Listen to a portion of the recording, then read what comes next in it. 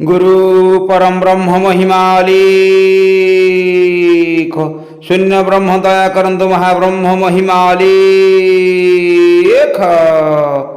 सज्जन ज्ञानी भक्त वृंद आज देखंतु विश्व प्रसिद्ध महिमा धामर महिमा महोत्सव सारा पृथ्वीर कोण अनुकोणरू जगत भगत आसी एकत्रित होइछन्ति महिमा महाप्रभुंको गादी मंदिर ठारे अखंड झाड़दीप अखंड ध्वनि चतुर्पार्श्वरे लागि अछि।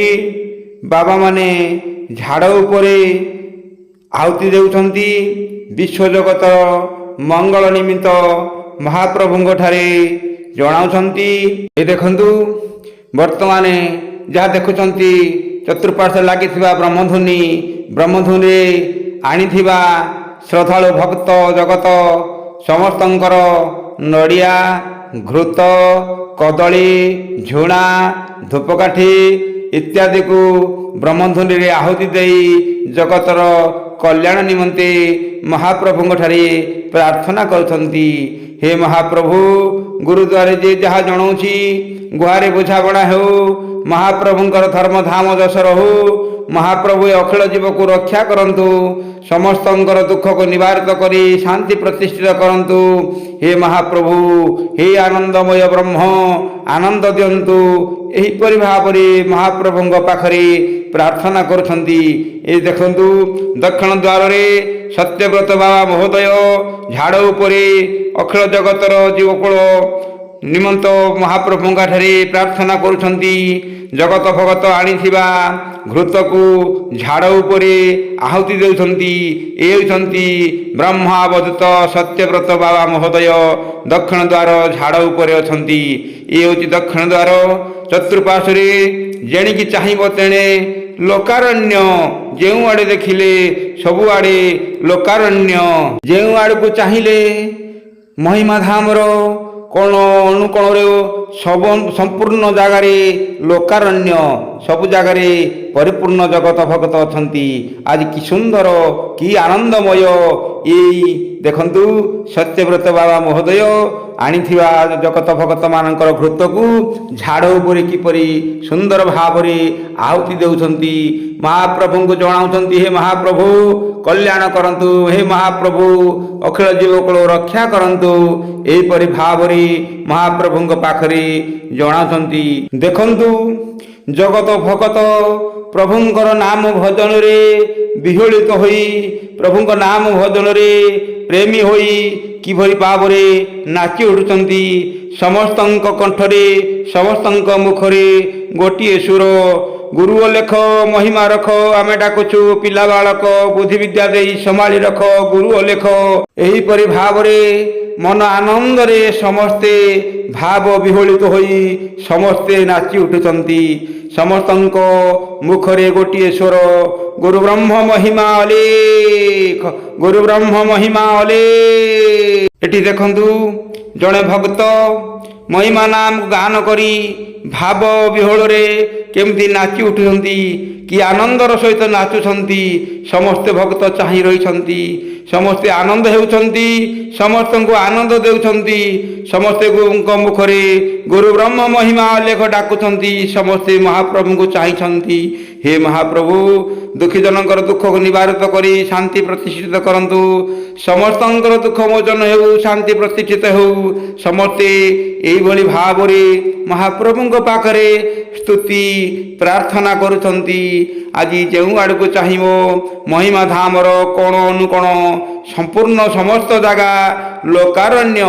यही देखंतु वर्तमान पूर्व द्वार ए पूर्व द्वार झाड़ उपरे एठी जणे बाबा महोदय झाड़ उपरे अछन्ति।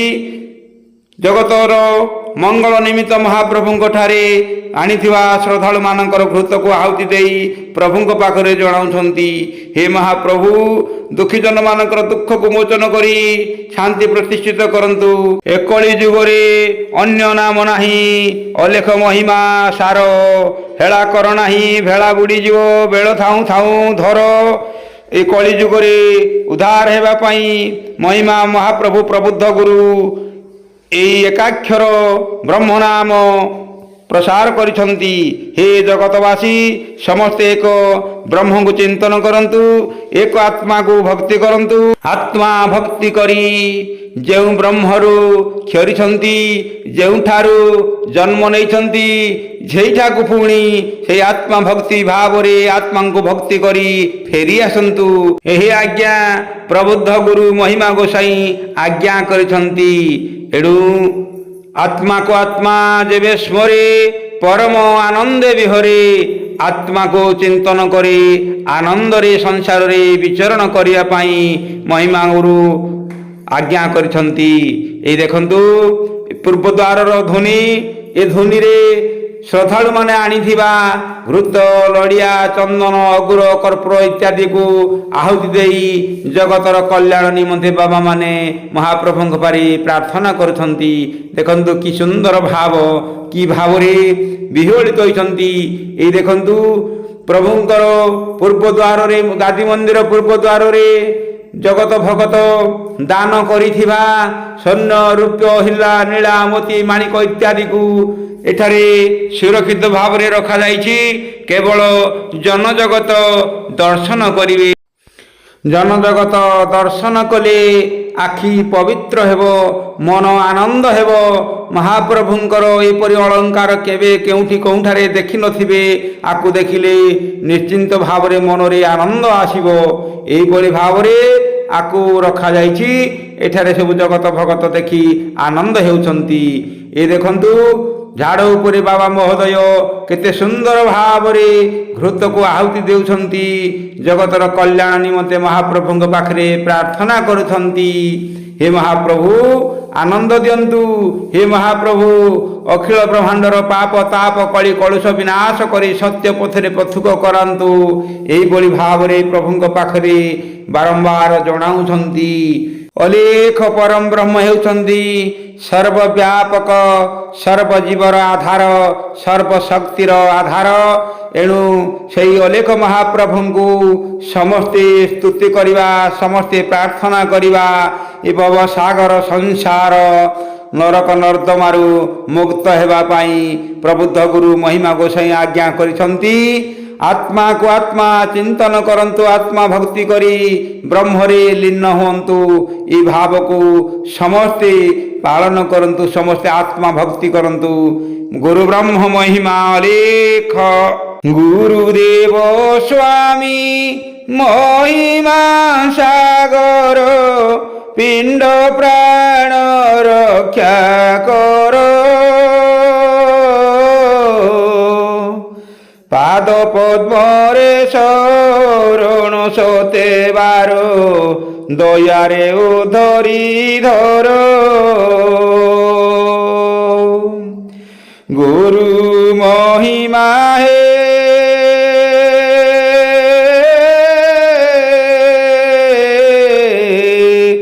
ଦୟାରେ ଉଧରି ଧର। ଅରକ୍ଷ ଜୀବକୁ ରକ୍ଷା କରିବାକୁ ଆଉ କେହି ନାହିଁ ପ୍ରଭୁ।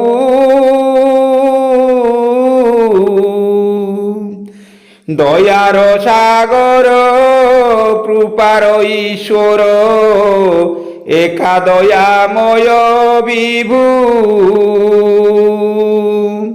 ଏକା ଦୟାମୟ ବିଭୁ ମହାପ୍ରଭୁ, ଏକା ଦୟାମୟ ବିଭୁ।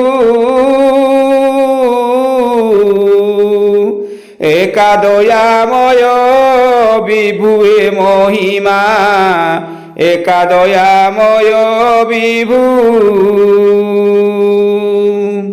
ଏବେ ଦେଖନ୍ତୁ ଉତ୍ତର ଦ୍ୱାର। ଏ ଉତ୍ତର ଦ୍ୱାରରେ ଜଣେ ବାବା ମହୋଦୟ ଝାଡ଼ ଉପରେ ଆଣିଥିବା ଶ୍ରଦ୍ଧାଳୁଙ୍କର ଘୃତକୁ ଆହୁତି ଦେଉଛନ୍ତି।